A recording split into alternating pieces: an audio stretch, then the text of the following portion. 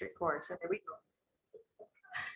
Okay, so I'm going to share with you the Google Sheet. So here we go. Let me see, share screen. Okay, so this is a form, and if you guys need help, we can definitely help you here. But basically what happens is this is a link or a QR. So depending upon where you're placing it, but if you're putting in the MLS, it's like a cover sheet if you want to look at it that way. But instead of it getting emailed with the offer, it gets emailed to you, just letting you know this offer is being sent to you. So basically what it is when the agents, you're going to require the agent, just tell them, when you submit an offer, please click this link, submit the details here, and then, send your offers to offers@alia.com or whatever. But basically what this is here, they're just going to input their email. They're going to write their name, their email, their buyer's name or names, the offer amount, the concessions, if any, contingency periods. So, they would write out, 17 loan, no appraisal or whatever, what type of financing they're obtaining, termite inspection. Are they asking for anything? Are they asking for any personal property? Is there a septic, possession, and home warranty, if there's any amount that they're requesting, their deposit amount, close of escrow timeframe, and any notes. So if they're, waiving anything, if they have to sell a property, or if they're doing an escalation clause or whatever it is. And then what happens is they're going to hit submit, and then that gets sent directly to you as the agent, letting you know. So it's at a glance, all the information. This is the pertinent information that you need to know about your offer. So then obviously once they send the offer, you, or if you have an assistant, can put it side by side and verify that all these things are accurate. And that way they're preparing you to meet with your seller. So at that time, once that's done, like I said, you'll get an email, and then obviously you should get the email with their offer and, their lending package to show that they are in fact approved. I have this other, let me share this with you now.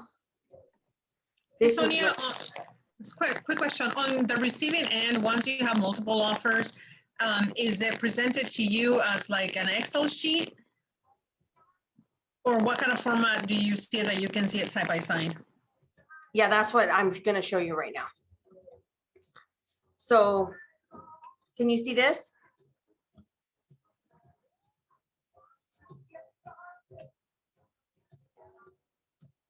Do you guys see this or no? Yes. Letty, I'm like, I guess. Yeah. Okay. I like to lean and write. That's why I sit sideways. No, it's okay. I just want to make sure you guys can see what I'm seeing, because then yeah, I keep it forgetting doesn't make any, it won't make any sense. So basically what this here is the Excel sheet that I use. And once you get the emails, like I said, you're going to verify everything's the same. And then you're just going to put it on a spreadsheet like this for your clients to look at. Because remember, they don't know what they're looking at. You can hand them an offer. They have no clue what they're looking at. They do not know anything about the offer. So everything that's written here is what's important. So what I like about this is you can go, depending, you probably have 10 offers, you can just continue to do more and more.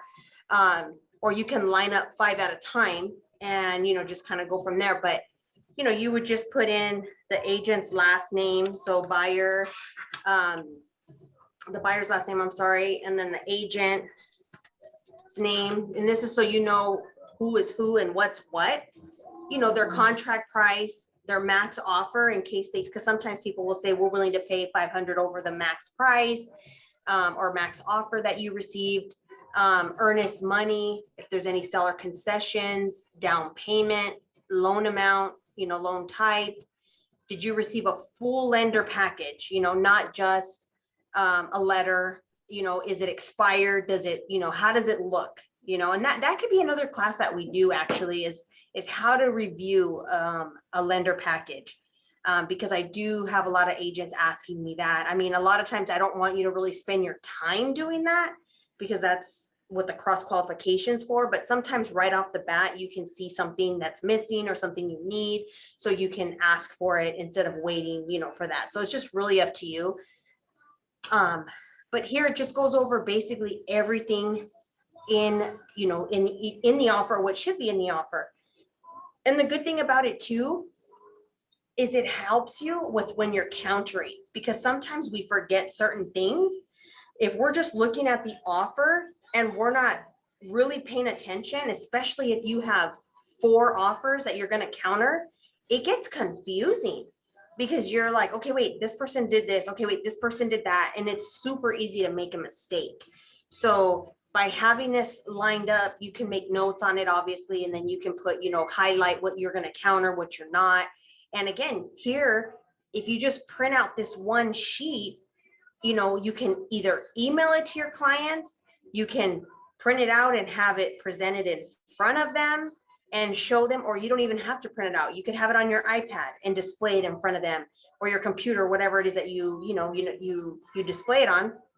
But you can show them like, this is what this means. This is what this means.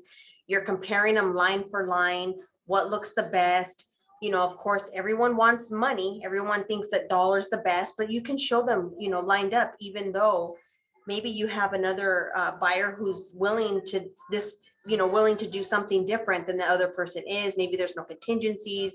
There could be a lot of different variables. And so being able to view them side by side helps.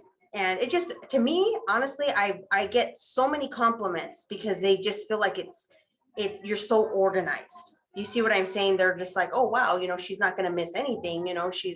She knows what she's doing. And I think that's the whole thing, is you want to come off as a professional and always, obviously, be the professional. So does anyone have any questions about this? No? I just want to know how to make them. It looks beautiful. But not having the knowledge how to create one is Well, I'll tell you what. I'll tell you what. Today and today only, for free 99, I will share it with you. I'll dig it. But you have to act fast. What am I gonna do? So, no, I'll share it with you guys. It is an Excel sheet, so or numbers. So if you're on Apple, it'll go with Apple. If you're on, the Windows format, it'll go with Windows. So it's just really, whatever it is that you prefer. But I'll be happy to email it to all of you guys, so you guys can customize it and make it your own. And you can add it. It's very simple to change things on here. If there's anything that you notice, maybe in your particular area, maybe like I know Alia does a lot of LA, so maybe she might want to write, is a pre-inspection required? Is buyer waiving that? That's a big thing, in her area. So there could be different things in, you want to add because that's the area you're in. And like Brenda, she likes to drive 5 hours for her listings. So she next time I want to go on that road trip, I'm just saying. So Too. So but anyways, so you can, I don't know the market out there, there could be other things, in that particular market that are, are going to be relevant to whatever's happening over there. So I don't even like septic. We didn't put in here because that's not very common. We just put other. But if you feel that you don't want to ever forget about that, that's a conversation. If you have it on there, you can tell your clients, you know what, they didn't write septic, but is that something you're willing to do? So we can counter that. So just put in those things. So, the other thing too is, sellers are relying on you to give them a great estimate, a very accurate estimate. We understand that, it's going to give or take. Things change, depending upon when they close, because, taxes can change. Also, their interest on their property, like there's certain variables that can change, but it's not going to be significant. But I'll tell you what, there's certain HOAs that have what they call enhancement fees, which I have no clue what that means, but it's a large fee.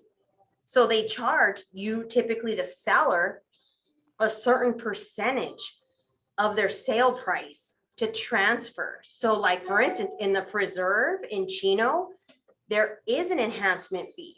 So had I not been aware of that, my client's net would have been like $3,500 less. And of course, who's to blame, right? Me, because I should know that. So remember, when you're going into an HOA, and if you don't know, at the time of the listing is when you tell your client, you know, who's the name of the association, the management company, because there's fees and some charge you to transfer. I don't know what those fees are, but I'm just going to estimate this just in case. And that way, at least you prep them a little bit. You know, you made it feel a little bit better, you know, once they see what that fee is, because it's there. But again, there's other locations that don't necessarily have those fees. So it's just important to know you can call the association as soon as you leave the listing and ask, do you have any transfer, you know, enhancement fees or anything like that? And that way, again, you can get back to them and let them know. So those are all important things. But you, like where it says other notes, that's a place even to look how it's packaged, you know, or you could even tell your client, you know what, this person's called me 3 times. You know, this person is is communicating with me, or this person just sent the offer and I don't know, they went on vacation. I can't even reach them, you know? So, or if you want to talk to the lender, you know, before even meeting with the seller, it would be a good idea to talk to the lender and the other agent so you can get a feel for what it is, because again, that's our job to talk to the seller and say, look, I know you have an offer here. I'll give you an example. On one of my last listings, we had an offer for $815, I want to say, and my client wanted that offer because it was the highest, but it wasn't the best. And when I say that, meaning their financing was marginal. It looked like it could go either way. So, you know, I let them know you can accept this offer because it is at, you know, $815, but we might be back on the market in 15 days. And guess what? No one's going to want to pay you that. And now you're going to be, you know, in a different position, wishing you would have, you know, looked at a bigger picture. Ultimately, they have to decide who they want to go with. But I just told her, I don't want to be responsible if this client doesn't end up going through because they don't qualify. So once I told her that, because of course, remember, we're the ones that they want to, you know, point the finger at. You should have known better. You're the professional. And that's why sometimes we have to, you know, go up against what they believe or what they want or anything like that. Because it's okay to disagree with them. You know, you have to, you're there to show up and show them why. So like I said, having this has helped me tremendously when I show them the facts of other things. You know, just don't look at just line number 10, the price, you know, look at the rest of everything else. So, so like I said, it's pretty helpful. When you're dealing, especially like I said, right now in the market where we definitely have multiple offers and they're all different, you know, some agents are piecemealing stuff, everything's not together. It's confusing, you know, it really is. So does anyone have any questions? I know it was kind of short and simple and sweet. I liked it. Me too. Oh, Someone some bumping. music. Some G music. I want to know how you could be on a Zoom listening to music like that and paying attention. Yeah, wow. Talented. Yeah, very talented. So basically, like I said, I'll share this with you. If you guys want to do your own Google pages, then what I can do is I can maybe arrange for maybe in-house, maybe in the next week or two. And that way everybody could do it at once. Yes. That's something that they want to do. Mhm. Yes. And just use everything, you guys. Use it to your benefit. You'll see how streamlined everything is. And Quería hacer un mismo día.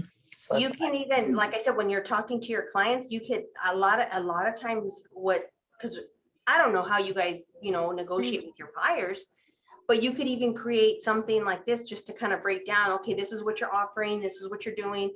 You could even make it for the buyer.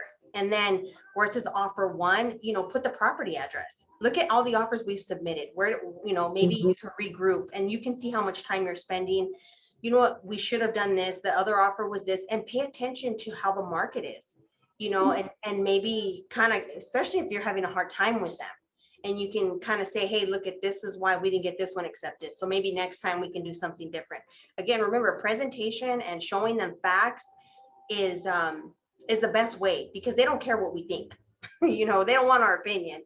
But what they can't argue with facts, the facts are, this is what happened and this is what it is. So there's multiple ways, like I said, you can Es que you no can use tenemos it. cuatro. You can use it.